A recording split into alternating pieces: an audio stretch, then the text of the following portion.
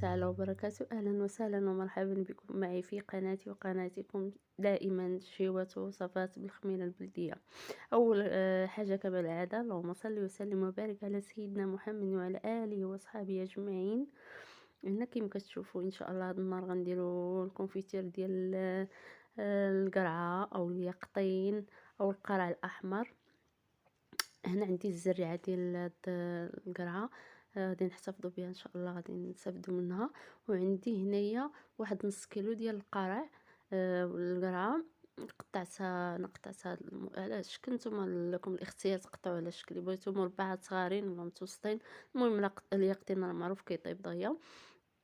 وعندي هنايا واحد 200 غرام ديال السكر السميد. هنا هاد السكر السميد اختياري للناس اللي تابعين الحميه.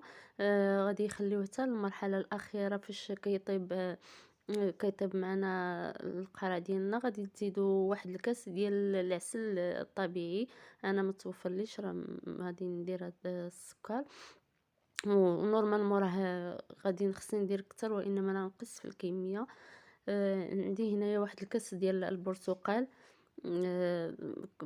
كاس ديال العنبه، وعندي واحد قشره ديال نص حامضه محكوكه او الليمون.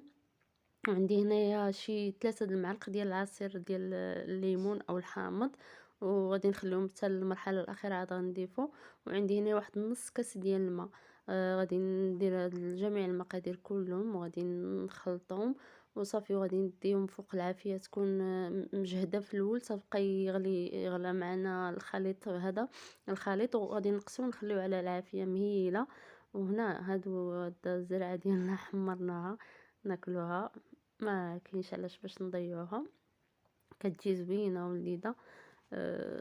ما فيها فوائد بزاف. اللب ديال القرع راه معروف انه فيه الفوائد. هنايا راه نص طيبه وطحنت انا غير ماشي داك، نتوما لكم الاختيار الا بغيتو طحنوه مزيان حتى كيولي الخليط ملس، زعما مطحون مزيان. الا انا ما طحنتهاش بزاف، بغيتو بقى شويه شاد راسو، صافي غادي نردو عاوتاني غادي نطيبو حتى كنديروا هاد العمليه. من كنديروا هاد العمليه وما كيبانلناش الماء، صافي كنعرفوا بان الكونفيتير ديالنا راه تبخر منه الماء باش ما يفسدش. صافي غادي هنايا راه طاب صافي. وغادي نزيد داك العصير ديال الليمون او الحامض في هاد الفتره. هنا في هاد المرحله هنايا الناس اللي ما استعملوش السكر السميد غادي يستعملوا داك العسل الطبيعي. صافي هنايا الكونفيتور ديالنا راه من بعد ما برد، منين تيبرد راه كيتبدل اللون ديالو، ما غادي تشوفوا تلاحظوا قبيلات في داك الاناء فاش طاب كان شويه اللون ديالو غامق. سبحان الله منين تيبرد كيتبدل اللون ديالو، كيتفتح وكيولي بهذا اللون الرائع. آم، ان شاء الله الا جربتوه راه غادي يعجبكم، غادي تستغناو عليه. وكنعرفوا الفوائد الكثيره ديال القرع الاحمر واليقطين راه مذكور في القران. فيه الفوائد بزاف اليقطين. المهم راه الا دخلتوا تبحثوا عليه غادي تعرفوا الكميه ديال الفوائد ديال اليقطين. ما غاديش تستغناو عليه ان شاء الله، الا جربتوه غادي يولي معتمد عندكم.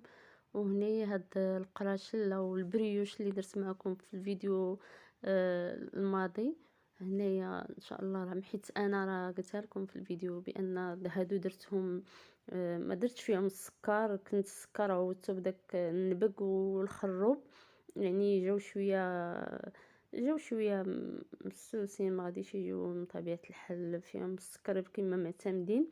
القراشة كيكونوا شويه حلوين. انا هادو جاوني شويه ناقصين في السكر، يعني غادي نعوضوه بهاد الكونفيتير ديك الحلاوه اللي خاصنا وكيجيو رائعين. هاد القراشل سبحان الله ديال الخميره البلديه كيتعطلوا ما كيوقع لهم والو، يبقاو معكم اسبوع غير برا، ما تدخلوش في الثلاجه ما كيوقع لهم حتى حاجه. هذه هي الميزه ديال الخميره البلديه، وكيجيو رائعين. ومني كنبغيهم كنسخنوهم كيوليو بحال يلا صوبناهم. أه شوف اللون، سبحان الله هذا اللون ديال هذا القرع كتشهى انا غير تاكلو ما شاء الله. وكنتمنى ان الفيديو ينال اعجابكم، واستودعكم الله الذي لا